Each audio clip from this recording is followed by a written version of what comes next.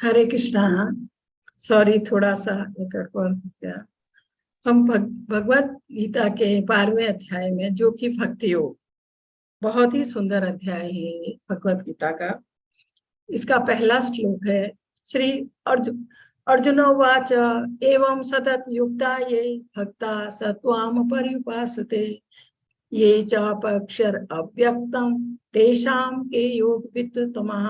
अर्जुन ने पूछा, जो आपकी सेवा में सदैव तत्पर रहते हैं या जो अव्यक्त निर्विशेष ब्रह्म की पूजा करते हैं, इन दोनों में से किसे अधिक पूर्ण सिद्ध माना जाए। दो चीज के लिए अर्जुन पूछ रहा है। एक तो वो जो हमेशा भगवान की भक्ति में लगे रहते हैं, दूसरा वो जो निर्विशेष ब्रह्म की पूजा करते हैं, उसका ध्यान करते हैं। इन दोनों में से कौन अधिक सिद्ध है, ये पूछा गया है। इसमें आध्यात्मवादियों को दो श्रेणी में बांटा गया।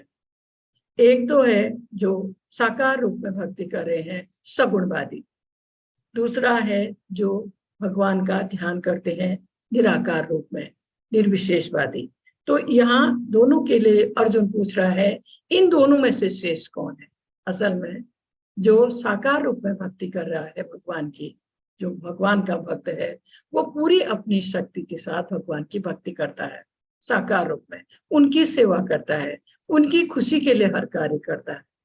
और जो निर्विशेषवादी है, भक्ति वो भी करता है, पर निराकार रूप में भगवान का ध्यान करता है, प्रत्यक्ष रूप में न करके अप्रत्यक्ष रूप में करता है। तो इसलिए कि जो साकार रूप में भगवत भक्ति कर रहा है, भगवान का भक्त है, सगुणवादी, वो श्रेष्ठ है, क्योंकि ये विधि सरल है। भगवान की भक्ति की विधि सरल है। और निर्विशेषवादी को बहुत कष्ट देना होता है अपने शरीर को। योग के द्वारा, अष्टांग योग के द्वारा वो अपनी इंद्रियों को बस में करने की कोशिश करता है। इसलिए कहा है, ये जो सगुण वादी का जो मार्ग है वो सरल है, इसमें ऐसे बताया गया है। वास्तव में कोई भी परम सत्य के निराकार रूप का ठीक से ध्यान नहीं कर पाता है, क्योंकि जो निर्विशेषवादी है वो पहले तो मन से भगवान के रूप के बारे में सोचते हैं, क्योंकि उनका कहना है वो निराकार है। पहले तो रूप के बारे में सोचते हैं और फिर उस पर ध्यान लगाते हैं, अपने शरीर को कष्ट देते हैं, तकलीफ देते हैं। इसलिए और साकार रूप में जो भक्ति करता है वो पूरी तरह से भगवान की भक्ति, उनकी सेवा, उसमें लगा रहता है। इसलिए से ये मार्ग सरल है और सही है एक तरह से आप सोचिए तो, क्योंकि भगवान तो हमारे सामने साकार रूप में है। कुरुक्षेत्र के मैदान में अर्जुन के सारथी बने हुए हैं, तब भी हम ये कैसे कह सकते हैं कि भगवान का रूप नहीं है। यह है भगवान का साकार रूप, जिसकी भक्त भक्ति करता है, जिसकी भक्त सेवा करता है। और इससे पहले जो हमने देखा था, ये था ब्रह्म ज्योति। निर्विशेषवादी जहां पहुंचना चाहते हैं, यहाँ पहुंचकर इसमें विलीन होना चाहते हैं, लेकिन ये तब संभव होगा जब वो अपनी तपस्या में सफल होंगे। तो क्योंकि ये तपस्या का मार्ग बहुत कठिन है निर्विशेषवादियों का, और यहाँ जाकर वो इसमें विलीन होना चाहते हैं। ब्रह्म मतलब भगवान। ये ज्योति जो है, ब्रह्म ज्योति, भगवान के शरीर से निकली हुई ज्योति है। कहा है दूसरे श्लोक में, श्री भगवान वाच मया वेश मनो ये नित्य युक्ता उपासते श्रद्धाया परियूपेतास्ते मे युक्त तमामता। श्री भगवान ने कहा, जो लोग अपने मन को मेरे साकार रूप में एकाग्र करते हैं और अत्यंत श्रद्धा पूर्वक मेरी पूजा करते हैं, करने सदैव लगे रहते हैं भगवान की पूजा में, वे मेरे द्वारा परम सिद्ध माने जाते हैं। यहाँ बात की गई है कृष्ण भावना भावित भक्त की। कृष्ण भावना भावित भक्त हर क्षण भगवान की पूजा, उनकी सेवा, उनकी खुशी के लिए हर काम में लगा रहता है। अपने मन को भगवान के साकार रूप में एकाग्र करता है, हर समय भगवान का ध्यान करता है, भगवत नाम का जप करता है, और देखिए भगवान का श्रृंगार कर रहा है। उसका एक एक क्षण भगवान की सेवा में, उनकी भक्ति में बीतता है। इसलिए कहा गया है कि ये जो भक्त है, कृष्ण भावना भावित भक्त, ये जो कार्य करता है कृष्ण कर्म करता है, भगवान के लिए किया गया हर कार्य कृष्ण कर्म है। उनकी आप मंदिर की सफाई कीजिए, उनका अभिषेक कीजिए, उनके लिए भोग बनाइए, उनका श्रृंगार कीजिए, हर चीज कीर्तन कीजिए, आरती कीजिए। जो ये छोटी छोटी तपस्याएं हैं ये सब आध्यात्मिक हैं, ये भौतिक नहीं रहती हैं और ये भौतिक गुणों से अलग है। और जो ये कृष्ण भावना भावित भक्त है वो यही सब करता है। कभी कीर्तन करता है, कभी बुक पढ़ता है, भगवत गीता या भागवत महापुराण पढ़ता है, कभी भक्तों के साथ चर्चा करता है, भगवान की महिमा की बातें करता है, उनके लिए शुद्ध शाकाहारी भोग बनाकर उन्हें भोग लगाता है, उस प्रसाद को ग्रहण करता है। तो ये इसलिए ही बताया गया है शुद्ध, ये जो है आपका आपका ये भक्त, भगवान का शुद्ध भक्त अत्यंत श्रद्धा पूर्वक भगवान की पूजा में लगा रहता है सदैव, हर समय, हर हर क्षण उसका भगवान की सेवा में बीतता है। और वे मेरे द्वारा परम सिद्ध माने जाते हैं। भगवान कह रहे हैं जो ऐसे भक्त हैं जो समर्पित हैं भगवान के भक्ति में, ऐसे जो भक्त हैं वो मेरे द्वारा, भगवान के द्वारा परम सिद्ध माने जाते हैं, उनके लिए कहा है। फिर कहा, लेकिन जो लोग अपनी इंद्रियों को बस में करके तथा सबों के प्रति संभाव रखकर परम सत्य की निराकार कल्पना के अंतर्गत उस अव्यक्त की पूरी तरह से पूजा करते हैं। यहाँ बात आई है निर्विशेषवादी की, जो बैठ के देखिए ध्यान में बैठा है। अपनी इंद्रियों को बस में करने के लिए निर्विशेषवादियों को बहुत कष्ट उठाना पड़ता है, और जैसे योग का सहारा लेते हैं, अष्टांग योग का सहारा लेते हैं, इस तरह अपनी इंद्रियों को बस में करते हैं, क्योंकि बिना इंद्रियों को बस में किए भक्ति के मार्ग में आगे नहीं बढ़ा जा सकता। क्योंकि हमारी जो इंद्रियां हैं ये भौतिक सुख चाहती हैं, हमें भौतिक सुख की ओर खींचती हैं, इसलिए इनका बस में होना आवश्यक है जब हम भक्ति मार्ग में आगे बढ़ रहे हैं तो।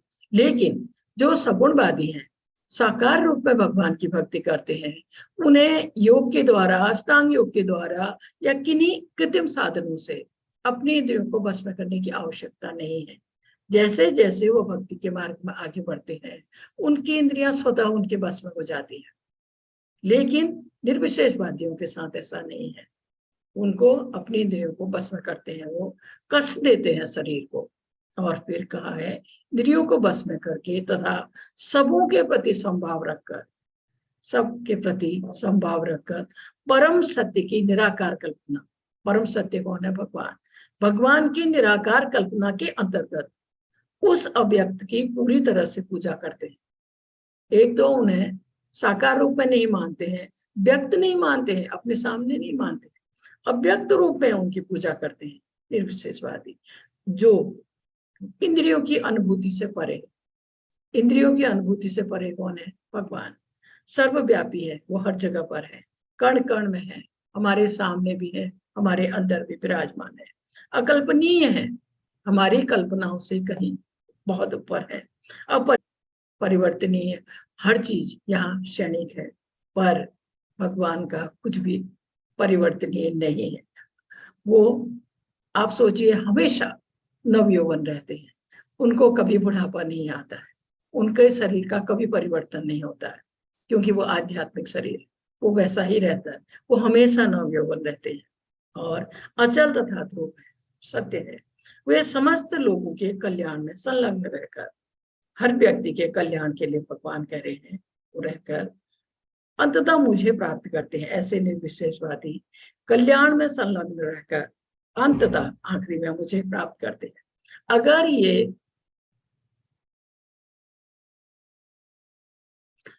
ये निर्विशेषवादी ब्रह्म ज्योति तक पहुंच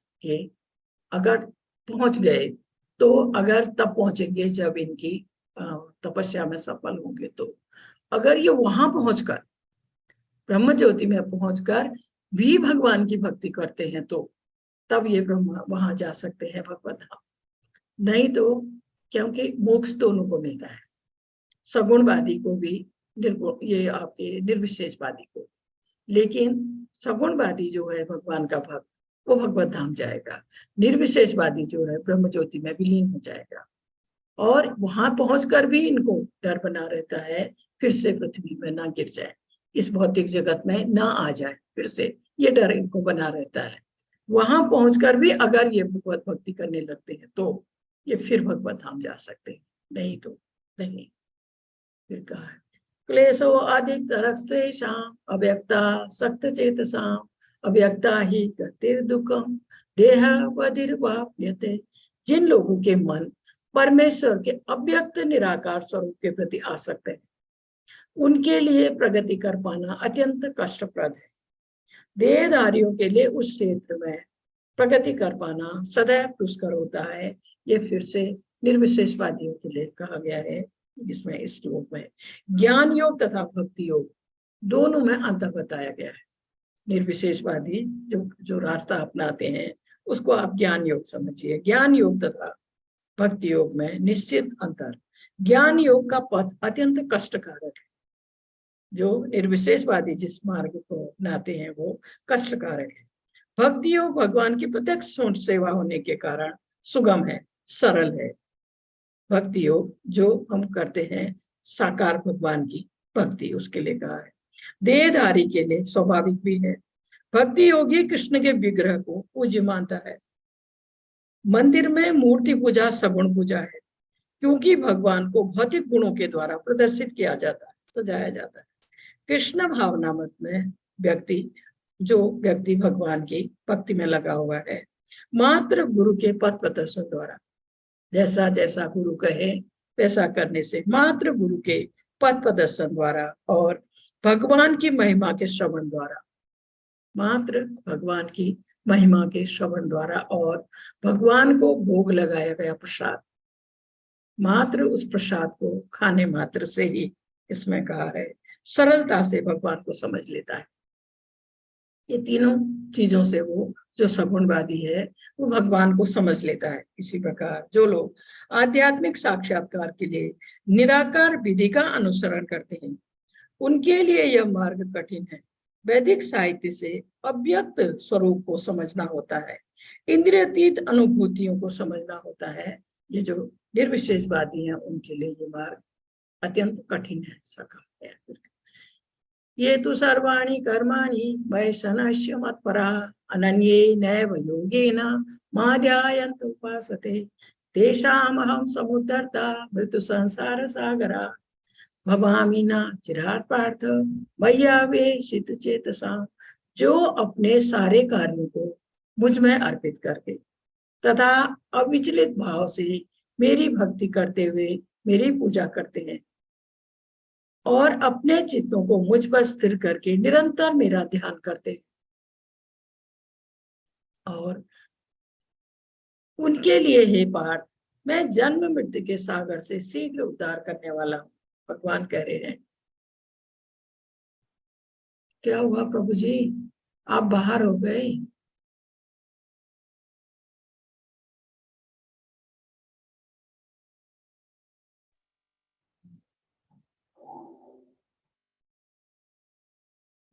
तो इसमें कहा है, मैं उनके लिए हे पार्थ मैं जन्म मृत्यु के सागर से शीघ्र उद्धार करने वाला हूँ। उन भक्तों के लिए कहा गया है जो अपने सारे कार्यों को मुझ में अर्पित करके तथा अविचलित भाव से भगवान की भक्ति में लगे रहते हैं। ये कृष्ण भावना भावित भक्तों के लिए कहा गया है। स्पष्ट कि भक्तजन अत्यंत भाग्यशाली, जो भगवान की भक्ति में लगे हुए हैं निरंतर, वो भक्त अत्यंत भाग्यशाली है, क्योंकि पूरी तरह भगवान की सेवा कर रहे हैं। और भगवान उनको, ऐसे भाग्यशाली भक्तों को तुरंत इस भवसागर से निकाल के ले जाने वाले हैं, क्योंकि जो भक्त समर्पित है भगवान के चरणों में, उनकी भक्ति में लगा हुआ है, उनकी सेवा कर रहा है, वो ऐसा भक्त जो एक एक क्षण भगवान की भक्ति में लगा हुआ है, उसका वो कहीं भी कोई समय उसका बर्बाद नहीं करता है और उसे अपने के लिए कुछ नहीं चाहिए।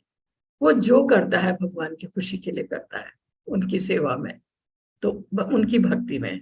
तो ऐसा जो भक्त है, इसमें लिखा है, भक्ति करते हुए अविचलित भाव से, बिना विचलित हुए वो भगवान की भक्ति में लगा हुआ है, भगवान की पूजा करता है, उनकी सेवा करता है, अपने चित्तों को मुझ पर स्थिर करके, उसका चित्त भले ही वो कोई काम कर रहा है, उसका चित्त भगवान में लगा हुआ है, मन से वो उनको स्मरण कर रहा है, उनको याद कर रहा है, और स्थिर करके निरंतर मेरा ध्यान करता है, उसका ध्यान भगवान से और कहीं अलग जाता ही नहीं है।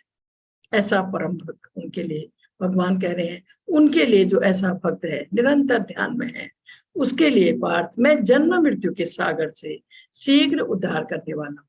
ऐसे भक्तों का, जैसे आप सोचिए, जो परम भक्त है, अनन्य भक्त है भगवान का, जैसे कृष्ण भावना भावित भक्त है, वैष्णव है, तीनों गुणों को पार कर चुके हैं और भगवान के चरणों में समर्पित होकर उनकी भक्ति कर रहे हैं। ऐसे भक्तों को लेने भगवान स्वयं अपने गरुड़ वाहन में आते हैं और उनको इस भव सागर, भौतिक जगत रूपी सागर से निकाल कर खुद ले जाते हैं। ऐसे परम भक्तों को भगवान स्वयं आकर ले जाते हैं, वही इसमें कहा गया।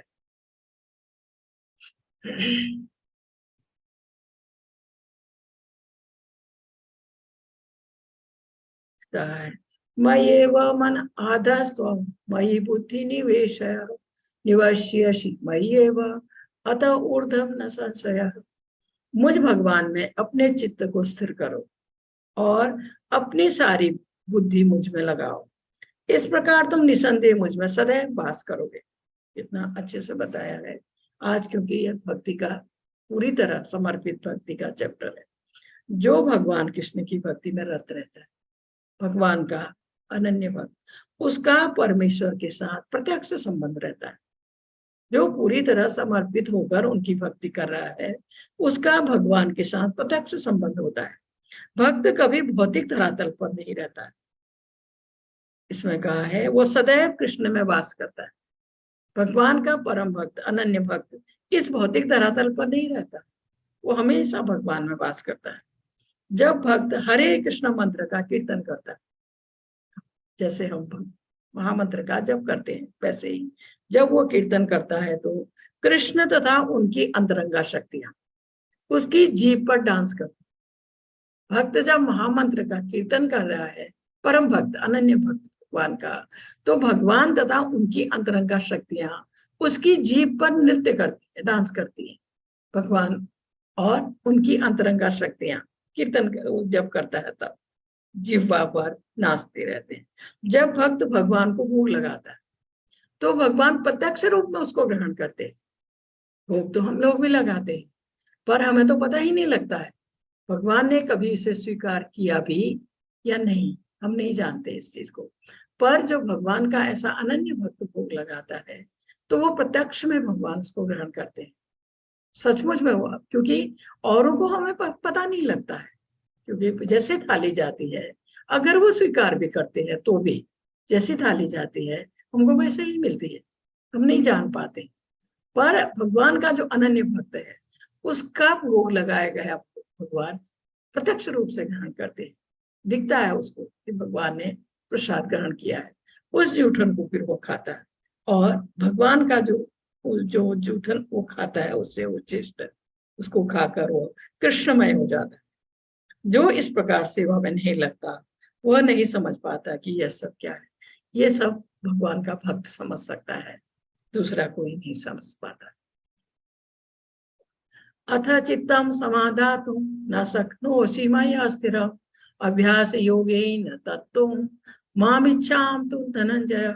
हे अर्जुन, हे धनंजय, यदि तुम अपने चित्त को अविचल भाव से मुझ पर स्थिर नहीं कर सकते तो तुम भक्ति योग के विधि विधानों का पालन करो। इस प्रकार तुम मुझे प्राप्त करने की चाह उत्पन्न करो। ये इसमें अब भगवान कुछ चीजें ऐसे समझा रहे हैं कि तुम ये कार्य करो, जैसे यहाँ अर्जुन को कहा है तुम भक्ति योग के विधि विधानों का पालन करो। अगर तुम अपने चित्त को पूरी तरह मेरे उसमें नहीं लगा पा रहे हो तो, और फिर बताते हैं अगर ये नहीं कर पा रहे हो तो ये करो, एक सरल सी विधि जिससे कोई भी भगवान की भक्ति में आगे बढ़ सकता है। बहुत अच्छे ढंग से इसमें समझाया गया है। इसमें कहा है भक्ति योग की 2 विधियों के बारे में। इसमें प्रथम विधि बताई गई है, जो है पहली विधि, उस व्यक्ति पर लागू होती है जिसने दिव्य प्रेम द्वारा भगवान कृष्ण के प्रति आसक्ति उत्पन्न कर ली है। पहली विधि उसके लिए है जो भगवान का भक्त बन चुका है। दूसरी उसके लिए है जो भक्त बनना चाहता है। जो भक्त बनना चाहता है उसके लिए कुछ भक्ति योग में विधि विधान है। उनका पालन करने के लिए इसमें कहा गया, इस प्रकार तुम मुझे प्राप्त करने की चाह उत्पन्न करोगे। कृष्ण के प्रति आसक्ति जिसमें उत्पन्न नहीं हुई है उसके लिए कहा गया है ये जो विधि विधान है, प्रातःकाल जल्दी उठना और मंगल आरती 3:30 बजे उठ के 4:30 बजे मंगल आरती होती है। दूसरा, भगवान को भोग लगाया गया प्रसाद ग्रहण करना, एकादशी और श्री कृष्ण जन्माष्टमी को व्रत करना, महामंत्र का 16 माला महामंत्र का जाप करना, ये तरीके, ये विधि विधान, इनसे इनको करते हुए भक्त आगे बढ़ेगा। तो ये दूसरी तरह का जो भक्त है जो ये शुरू कर रहा है। एक जिसने भगवत प्रेम प्राप्त कर लिया है, जो भगवान का अनन्य भक्त बन चुका है, दो तरह से। फिर कहा है अभ्यासे असमर्थो असि मत कर्मो परमो भवा मदार्थम अपि कर्माणि कुर्वन् सिद्धिं वाप्स्यसि।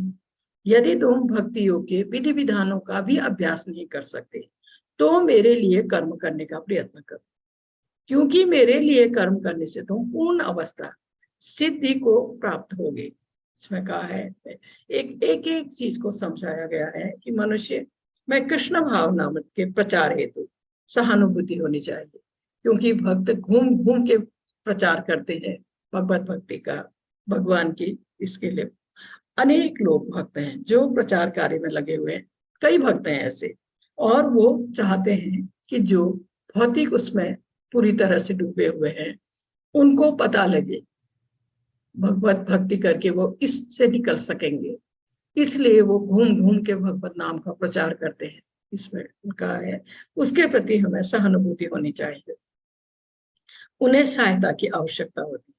अगर कोई भक्ति योग के विधि विधानों का प्रत्यक्ष रूप से अभ्यास न कर सके तो उसे ऐसे कार्यों में सहायता करनी चाहिए।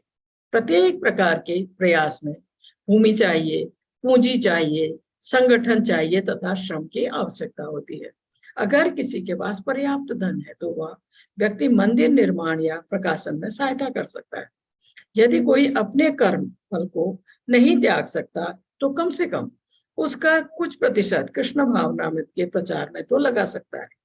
इस प्रकार स्वेच्छा से सेवा करने से व्यक्ति भगवत प्रेम की उच्चतर अवस्था को प्राप्त होगा। और यहाँ ये जो व्यक्ति है ये और सहायता नहीं कर सकता, दान नहीं दे सकता या और सहायता, लेकिन मंदिर बन रहा है तो वहां काम कर रहा है, अपनी तरफ से ये सहायता कर रहा है। भगवान ने कहा ना, मेरे लिए कर्म करो। फिर कहा है यद क्रोसी यद स्नासी यद पोसी ददासी यद पश्यसि कौन्तेय तत्कुरु सुमतर्पणम्। ये 9वें अध्याय से एक श्लोक यहाँ लिया गया है, 27वां श्लोक। इसमें कहा है यद करोसी, हे कुंती पुत्र, तुम जो कुछ करते हो, जो कुछ खाते हो, जो कुछ अर्पित करते हो या दान देते हो, जो भी तपस्या करते हो उसे मुझे अर्पित करते हुए करो। भगवान कह रहे हैं जो कुछ भी तुम करते हो वह मुझे अर्पित करते हुए करो। जैसे भोजन, हर व्यक्ति को भोजन चाहिए, खाने की आवश्यकता है, तो उसके लिए जो भी भोजन हम बनाते हैं शुद्ध शाकाहारी भोग बनाकर भगवान को भोग लगाकर उसको खाए तो भगवान को अर्पण हो गया।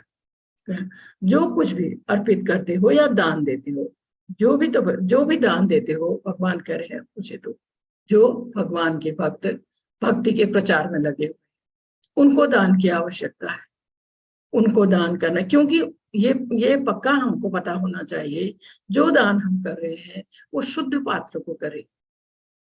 अगर गलत व्यक्ति को हम दान करते हैं तो अगर वो उससे गलत कार्य करता है, जुआ खेलता है, नशा करता है और कोई गलत कार्य करता है तो उसका 50% पाप हमको भी आता है। इसलिए कहा गया है हमेशा योग्य पात्र को दान करना चाहिए। तो कहा है भगवत भक्त जो भगवान के नाम के प्रचार में लगे हुए उनको दान देना चाहिए, या भगवान का मंदिर बन रहा है उसमें दान करना चाहिए। मंदिरों में जब आप यात्रा के लिए जाते हैं हुंडी में दान करना चाहिए, वो क्योंकि वो भगवान की सेवा में जाता है। तो इसमें कहा है और तपस्या करते हो, जो भी हम भक्ति के कार्य करते हैं सब भगवान कह रहे हैं मुझे अर्पण करते हुए करो, मुझे अर्पित करते हुए करो। ये है भगवान की भक्ति, उनकी सेवा। कहा है अथैतद्वयशक्तो असि कर्तुं मघो महाश्रितः सर्व कर्म फल त्यागम ततः कुरु यथात्मवान। अगर हालांकि आप इस चेतना में काम करने में असमर्थ हैं, आप अगर ये भी नहीं कर सकते तो अपने काम के सभी परिणाम को त्याग देने की कोशिश करें और आत्मस्थित होने की कोशिश करें। यहाँ ऐसे कहा गया है कि जैसे कर्म फल, जो भी कार्य हम करें इससे मुझे क्या फायदा होगा, ये सोचे बिना करें, कर्म फल की इच्छा के बिना करें, या उस कर्म फल को भगवान के चरणों में छोड़ दें। हम सिर्फ अपना कार्य करें। आप ऐसे सोचिए, जो भी कार्य आप कर रहे हैं, अगर आप ये सोचते हैं ये इससे मुझे क्या फायदा होगा, इससे मुझे क्या फल मिलेगा, जो कि आम हम सोच के करते हैं, तो उससे क्या होगा, हम इस भाव बंधन से और बंधेंगे, निकल नहीं पाएंगे और बंधेंगे। अगर हम ये सोच के कार्य करते हैं, ये कार्य तो मेरा, ये करना तो मेरा कर्तव्य है, इसको करना मेरा कर्तव्य है, फल की इच्छा के बिना आप करते हैं या ये सोच के करते हैं ये तो मैं भगवान के लिए कर रहा हूं, तो स्वतः ही आपके उस कार्य को करने में और निखार आएगा। आप उसे और मेहनत से करने लगेंगे और अच्छी तरह उस कार्य को आप करने लगेंगे। तो इससे आप उस फल को, उसका जो मतलब फल के लिए सोचे बिना, तो वो कार्य आपका और अच्छी तरह होने लगेगा, निखार आएगा उसके उसमें। तो वही कहा गया है कि पूरी तरह से अपने काम के सभी परिणामों को, परिणाम क्या है, फल को त्याग देने की कोशिश करें और आत्मस्थित होने की कोशिश करें, ये इसमें बताया गया। फिर कहा है श्रेयो ही ज्ञान अभ्यास ज्ञाना ध्यानम विशिष्यते ध्यानात् कर्म फल त्यागा शांति अंतरम। यदि आप इस अभ्यास में भी नहीं जा सकते, आप ये भी नहीं कर सकते, तो अपने काम को, अपने आप को ज्ञान में संलग्न करें। ज्ञान से बेहतर हालांकि ध्यान है, और ध्यान से बेहतर काम के फल का त्याग है, कर्म फल के त्याग है। इस तरह के त्याग से मन की शांति मिल सकती है। 3 उदाहरण इसमें दिए गए हैं। अगर आप ये भी अभ्यास नहीं कर सकते तो अपने आप को ज्ञान में संलग्न करें। आप पुस्तकों को पढ़ें, शास्त्रों को पढ़ें, इससे आप ज्ञान अर्जित करें। पर ज्ञान से बेहतर ध्यान है। जैसे योगी, जैसे निर्विशेषवादी ध्यान में रहकर भगवान की भक्ति करते हैं। और इन दोनों से, ध्यान से बेहतर काम के फल का त्याग, इन दोनों से उत्तम है कर्म फल त्याग। किसी भी कार्य को बिना फल की इच्छा के करना, कर्म फल त्यागा, वो सबसे ऊपर है। इस तरह से अगर वो त्याग करते हैं हम, तो तब मन की शांति मिल सकती है। इसके लिए ये देखिए, ध्यान के द्वारा, सॉरी, ये ज्ञान के द्वारा शास्त्रों को पढ़ रहे हैं, को सुन रहे हैं, उससे ज्ञान अर्जित करने की कोशिश कर रहे हैं, या भगवान के बारे में जानने की कोशिश कर रहे हैं। यहाँ योगी है ध्यान में, जो जो रास्ता निर्विशेषवादी अपनाते हैं, लंबे समय तक ध्यान करना। इन दोनों से बेहतर है, कहा है, कर्म फल त्यागा, अपने कर्म फल को त्याग कर कार्य करना। ये फल वाली है, ये रोज माँ यशोदा के दरवाजे पर आकर फल लाती है, फल दे के जाती है, बदले में, फल के लिए बदले में वो उनसे अनाज ले जाती है। आज इसने 2-3 बार आवाज लगाई फल वाली ने, पर माँ यशोदा नहीं आई बाहर।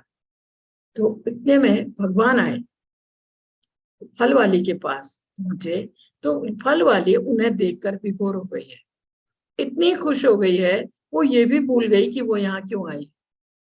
भगवान आए तो छोटे छोटे हाथ उनकी गोद में उसने जितने फल वो पकड़ सकते थे, अच्छे अच्छे फल उनको सब पकड़ा दिए, भगवान को जितना वो पकड़ सकते थे। फल लेके भगवान अंदर गए तो उनको ध्यान आया कि माँ इसके बदले फल वाली को अनाज दे दी। उन्होंने अपने छोटे छोटे हाथ अनाज की टोकरी में डाले और कुछ थोड़ा वो पकड़ पाए, और वो भी फल वाली के पास पहुंचते पहुंचते उनके हाथ से सब रिस गया। कुछ दाने बचे भगवान के हाथ में, वो दाने उन्होंने इसकी टोकरी में झाड़ दिया, अपने हाथ को फल वाली की टोकरी में झाड़ दिया। फल वाली खुशी खुशी चली गई, उसको कतई ये वो नहीं है कि मुझे फल के बदले कुछ लेना है। वो इतनी खुश हो गई भगवान को देखकर। इसको कहते हैं कर्म फल त्यागा। घर पहुंची और अपनी टोकरी उठा, जब उससे सिर से उतारने लगी, उसको अपनी टोकरी बहुत भारी लगी। और जब उसने नीचे उतार कर देखा तो उसकी जो टोकरी है ना, वो ये हीरे जवाहरात और इससे भरी हुई थी। तो भगवान ने जो कुछ दाने अपने हाथ से झाड़े थे, उसका ये चमत्कार था। ये कहा है कर्म फल त्यागा। फिर कहा है इसमें, मेरा ऐसा भक्त जो सामान्य कार्यकलापों पर आश्रित नहीं है। अब भक्तों के गुण भगवान इसमें इस अध्याय में भक्तों के गुणों का वर्णन करे। मेरा ऐसा भक्त जो सामान्य कार्यकलापों पर आश्रित नहीं है, जो शुद्ध है, दक्ष है, चिंता रहित है, समस्त कष्टों से रहित है और किसी फल के लिए प्रयत्नशील नहीं रहता, मुझे अतिशय प्रिय है। भगवान भक्त के गुणों की बात कर रहे हैं। मेरा ऐसा भक्त जो सामान्य कार्यकलापों पर आश्रित नहीं है, जो शुद्ध है, अपने को आंतरिक बाह्य रूप से शुद्ध रखता है। आंतरिक रूप से वो शुद्ध है क्योंकि वो भगवान की भक्ति कर रहा है, और बाह्य रूप से स्नान और तुले हुए बस दक्ष है, वो भक्ति में आगे बढ़ रहा है। चिंता रहित है, उसे कोई चिंता नहीं है। समस्त कष्टों से रहित है, अगर उसे कष्ट भी होते हैं तो वो कष्ट नहीं समझता है, सोचता है प्रसाद है भगवान का दिया हुआ। और किसी फल के लिए प्रयत्नशील नहीं रहता, उसको कोई फल नहीं चाहिए। वो कार्य करता है अपना कर्तव्य समझकर, कार्य करता है भगवान की भक्ति के लिए, उनकी सेवा के लिए। भगवान कह रहे हैं मुझे अतिशय प्रिय है वो ऐसा भक्त जिसमें ये गुण है। और यहाँ भक्त की बात आई है तो ये है सुदामा। सुदामा भगवान के परम भक्त, अनन्य भक्त रहे हैं सुदामा। पर ये पहले उनके मित्र भी रहे, गुरुकुल में इन लोग साथ रहे हैं, भगवान कृष्ण, बलराम और सुदामा ये सब। तो सुदामा की पत्नी को कहीं से पता लगा कि भगवान कृष्ण के मित्र है सुदामा, और इनकी हालत बहुत खराब है। ये झोपड़ी जिसमें ये रहते हैं वो भी टूटी हुई है, सर्दी के दिन है, वुलन तो दूर, इन लोगों के पास पहनने के लिए वस्त्र तक नहीं है, खाने के लिए भोजन नहीं है। तो जब इनकी पत्नी को ये पता लगा कि भगवान कृष्ण सुदामा के मित्र रहे हैं, तो वो आग्रह करती है सुदामा से कि एक बार जाकर आप अपने मित्र को मिलो। तब सुदामा कहते हैं, शिक्षक हो सगरे जग को, यह ताहे को काहे तू देती है शिक्षा। मैं तो सारे जग का शिक्षक, क्योंकि सुदामा ब्राह्मण है। तो कहते हैं कि तू मुझे क्यों शिक्षा दे रही है अपनी पत्नी को।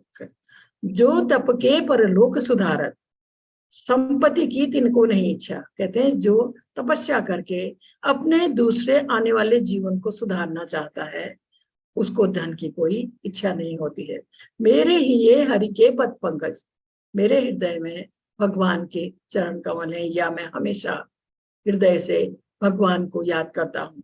12,000 ले दे की परीक्षा, तू 12,000 बार तू परीक्षा ले ले, मेरा ध्यान हमेशा भगवान के चरण कमलों में है। और औरन को धन चाहिए बावरी, ब्राह्मण को धन केवल भिक्षा। अपनी पत्नी को कहते हैं पगली, औरों को चाहिए धन, ब्राह्मण का धन तो केवल भिक्षा है। जब वो बहुत जिद करते हैं जाने के लिए, तब सुदामा उसको समझाते हैं। तब वो कहती है, कोदो समा जुरतो भरपेट। कोदो समा कहते हैं मोटे अनाज को, ज्वार बाजरा ये सब। कोदो समा जुरतो भरपेट, तो चाहती ना दधी दूध मिठौती। अगर आप मुझे भरपेट मोटा अनाज भी दे देते तो मैं मिठाई या दूध दही के बारे में आपसे कुछ नहीं कह रही। शीश व्यतीत भयो शिष्यात ही, हाँ हटती मैं तुम्हें न हटौती। ठंड शीशी करते निकल गई है। आप आग, क्योंकि व्यक्ति के पास कुछ नहीं है तो वो आग सेक के अपने को बचाता है। तो कहती है कि मैं इस ठंड में भी काम करती रही, पर मैंने आपको वहां से नहीं उठाया, आग सेकने से नहीं उठाया है। इसमें कहती है, जो जन तीन हिते हरिशं, प्रिय द्वारी को काहि को पेली पठौती। अगर मैं ये नहीं जानती कि भगवान कृष्ण आपके मित्र हैं, तो मैं आपको द्वारिका नहीं भेजती। सुदामा की पत्नी कहती है। बहुत समझाने पर सुदामा राजी हुए और भगवान को मिलने के लिए जाने के लिए। तब उन्होंने कहा कि मैं अपने मित्र को मिलने जा रहा हूँ, पर मैं खाली हाथ नहीं जाऊंगा, मुझे कुछ लेके जाना होगा। लेकिन इन लोगों के पास कुछ भी नहीं है।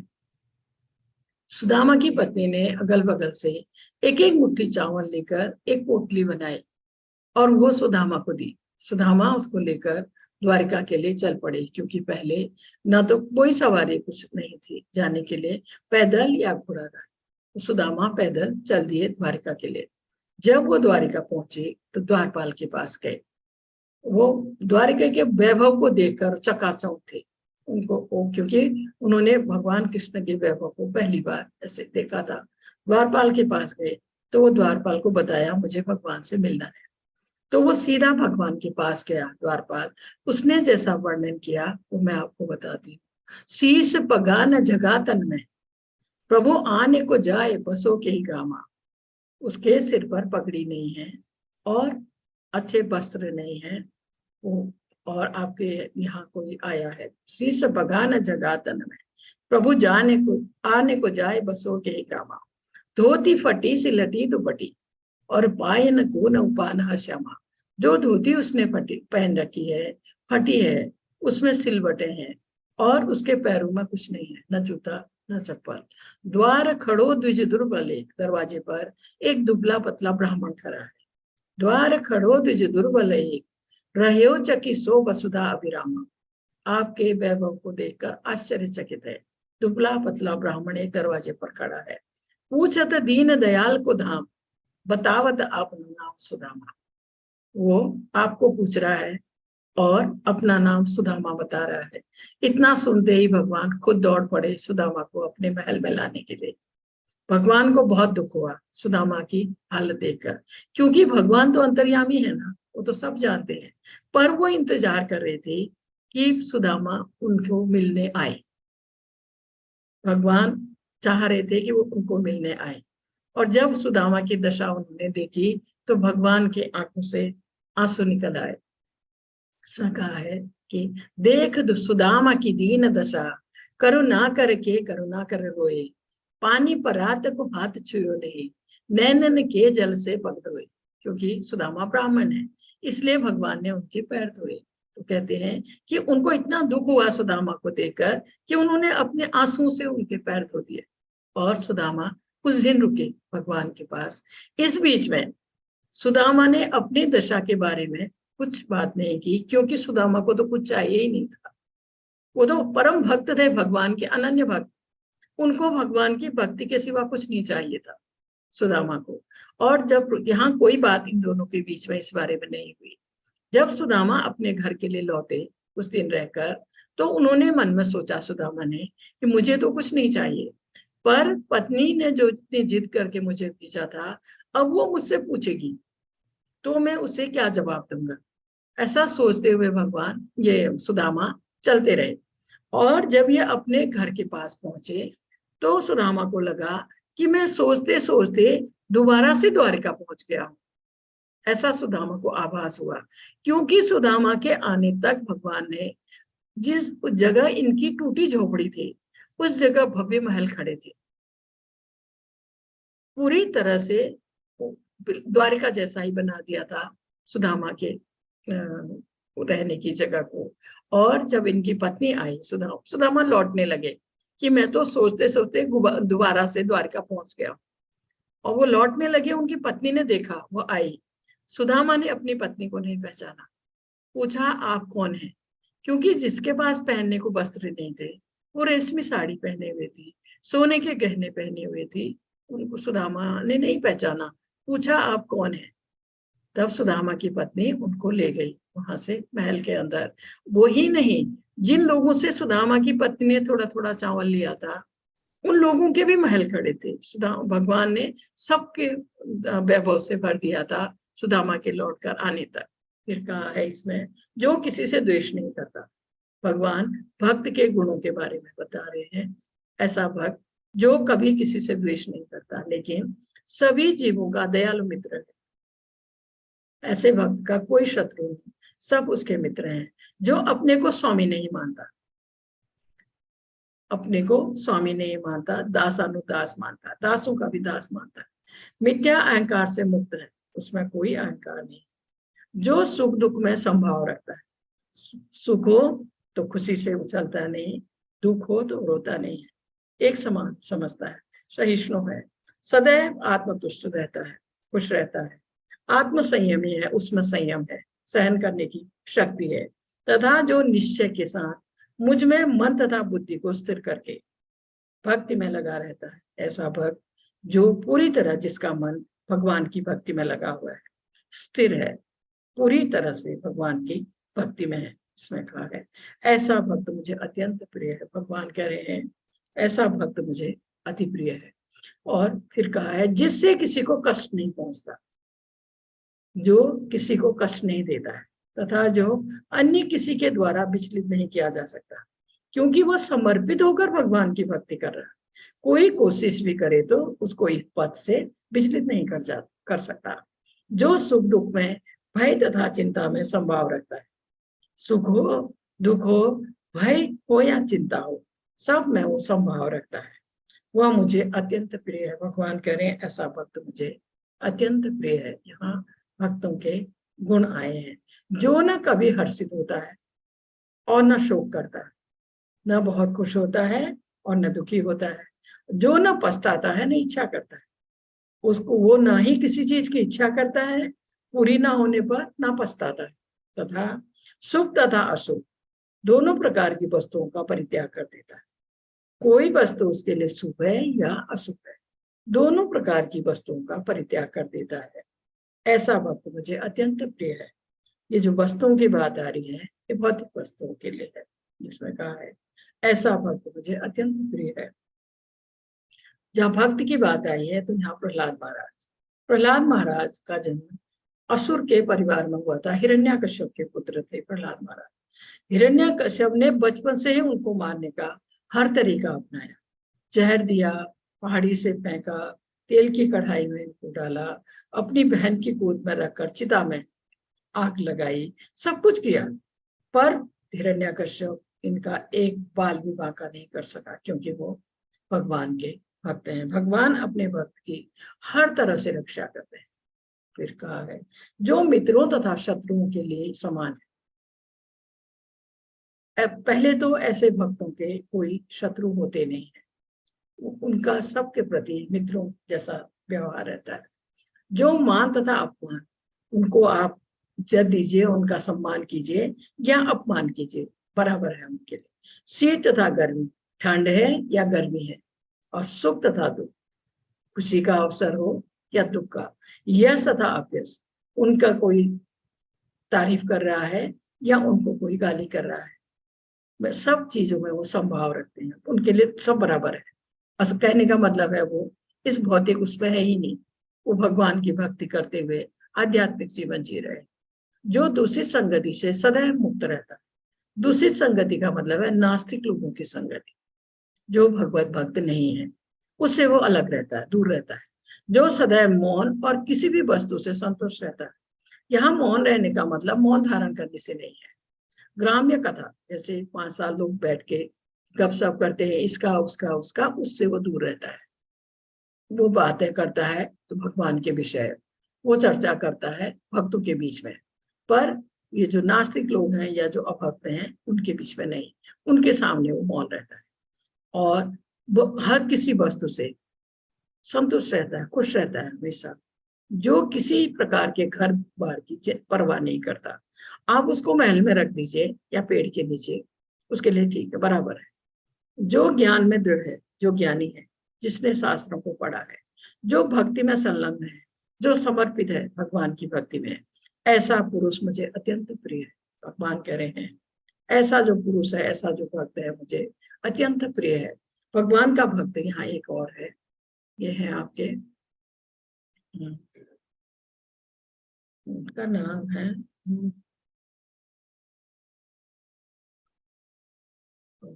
और ये है तो दुर्वासा मुनि, और ये इनका नाम मुझे याद ही नहीं आ रहा। ये राजा हैं, तो असल में ये प्रभु जी इनका नाम याद आ रहा है, अमरीश महाराज। अमरीश महाराज जी, माता जी अमरीश महाराज हैं, सम्राट हैं, यह राज्य का संभाल रहे हैं, साथ में भगवान के परम भक्त हैं अमरीश महाराज। जैसे आज एकादशी का व्रत है, कल सुबह पारायण का समय होता है, तो उस समय जैसे ही पारायण का समय होने जा रहा था तो ये दुर्वासा मुनि आए उनके महल में। तो खुश हुए अम्बरीश महाराज कि अब साथ में व्रत तोड़ेंगे। लेकिन इन दुर्वासा मुनि ने कहा मैं स्नान करके आता हूँ। वो स्नान करने चले गए। इस बीच में टाइम निकल रहा है। अम्बरीश महाराज को समझ नहीं आ रहा है मैं क्या करूं। मैं इस व्रत को तोड़ता हूं तो अतिथि से पहले भोजन करना या कुछ खाना गलत है, नहीं तोड़ता हूं तो समय जा रहा है, मेरा कल दिन भर का किया गया व्रत तो असफल हो जाएगा। ये सब उन्होंने अपने जो दरबारी हैं उनको पूछा कि मैं अब क्या करूं। अम्बरीश महाराज ने निर्जला व्रत किया था। निर्जला जब व्रत किया होता है पानी पीने से व्रत टूट जाता है। तो सबने उनको सलाह दी कि आप थोड़ा सा पानी पी लीजिए, इससे आपका टाइम के अंदर, पारायण टाइम के अंदर व्रत भी टूट जाएगा और भोजन आप भी दुर्वासा मुनि के साथ कर लीजिए। जैसे ही उन्होंने एक घूंट पानी पिया, दुर्वासा आ गए। दुर्वासा इतने गुस्से, वो थोड़े से में गुस्सा हो जाते हैं दुर्वासा। ये प्रसिद्ध है दुर्वासा श्राप देने को और आशीर्वाद देने के लिए। तो उनको इतना गुस्सा आया, उन्होंने अम्बरीश महाराज को मार देना चाहा। और देखिए उनको इतने शक्तिशाली थे ना दुर्वासा, एक ये आदमी देख रहे हैं ना आप, भूत जैसा ये प्रकट किया है इनको मारने के लिए। तब भगवान ने अपना सुदर्शन चक्र छोड़ दिया दुर्वासा को मारने के लिए। अब दुर्वासा आगे आगे भाग रहे हैं, पीछे पीछे सुदर्शन चक्र है, क्योंकि उनको शक्ति थी, सब जगह जा सकते थे। शिव जी के पास गए, शिव जी ने कहा मैं कुछ नहीं कर सकता। ब्रह्मा जी के पास गए, मुझे बचाओ, ब्रह्मा जी ने कहा मैं कुछ नहीं कर सकता। भगवान के पास गए, जिन्होंने सुदर्शन चक्र छोड़ा है उन्हें मारने के लिए, भगवान ने कहा मैं कुछ नहीं करूंगा, आप वापिस जाओ, अम्बरीश महाराज से क्षमा मांगो, अगर वो आपको क्षमा करेंगे तो मेरा सुदर्शन चक्र लौटेगा, नहीं तो वो आपका वध कर देगा। फिर वो इनके पास आए, अम्बरीश महाराज के पास, और फिर वो सुदर्शन चक्र लौटा, इन्होंने क्षमा मांगी। इसलिए दुर्वासा आशीर्वाद देने के लिए और श्राप देने के लिए प्रसिद्ध है। इनकी कई स्टोरियां हैं, आज टाइम नहीं, फिर कभी मैं आपको सुनाऊंगी। इसके बाद आता है ये तो धर्मामृतमिदं यथोक्तम पर्युपासते श्रद्धाना मत परमा भक्तास्तय अतीव में प्रिय। जो इस भक्ति के अमर पथ का अनुसरण करते हैं और जो मुझे ही अपने चरम लक्ष्य बनाकर श्रद्धा सहित पूर्ण रूप में संलग्न रहते हैं, वे भक्त मुझे अत्यधिक प्रिय हैं। एक भगवान के भक्तों का आज भगवान ने बहुत सुंदर ढंग से यहाँ किया है, वर्णन किया है कि जो भक्त भक्ति के अमर पथ का अनुसरण करते हैं, भगवान की भक्ति के पथ में ही लगे रहते हैं, हमेशा उनकी भक्ति करते रहते हैं, जो मुझे ही अपने चरम लक्ष्य बनाकर श्रद्धा सहित, और लक्ष्य क्या है, भगवत प्राप्ति, ऐसा सोचकर समर्पित होकर भगवान की भक्ति करते हैं, श्रद्धा सहित, पूरी श्रद्धा के साथ पूर्ण रूपेण, पूरे रूप में संलग्न रहते हैं, भक्ति से जुड़े रहते हैं, रत रहते हैं भक्ति में, वे भक्त मुझे अति प्रिय है। भगवान कह रहे हैं ऐसे भक्त मुझे अति प्रिय हैं, जो पूरी तरह भक्ति में लगे हुए हैं, श्रद्धा से भगवान की भक्ति कर रहे हैं। और कहा है अमर पथ। अमर पथ क्या है, अगर भक्त भगवान की भक्ति में सफल हो जाता है, अनन्य भक्त बन जाता है, परम भक्त बन जाता है, तो वह भगवत धाम जाता है, वो अमर हो जाता है। भक्ति का पथ अमर पथ, यहाँ इसलिए उसको अमर पथ कहा गया है। फिर वो लौटकर इस भौतिक जगत में नहीं आता है, हमेशा भगवान के सानिध्य में रहता है। और दूसरा यहाँ दिखाया है, भगवान सुन रहे हैं, और यह है बिल्व मंगल ठाकुर। बिल्व मंगल ठाकुर ये भजन गा रहा है और भगवान सुन रहे हैं, क्योंकि ये पहले ऐसा भक्त नहीं था। बिल्व मंगल ठाकुर पहले ऐसा भक्त नहीं था, वो एक वैश्या के पास जाता था हमेशा। एक दिन उसके पिता की मृत्यु हुई थी और बहुत मूसलाधार बारिश हो रही थी, बहुत खराब मौसम था। उस दिन उसने, वैश्या ने सोचा आज तो वो नहीं आएगा, क्योंकि उसके पिता की मृत्यु हुई है और इतना खराब मौसम है।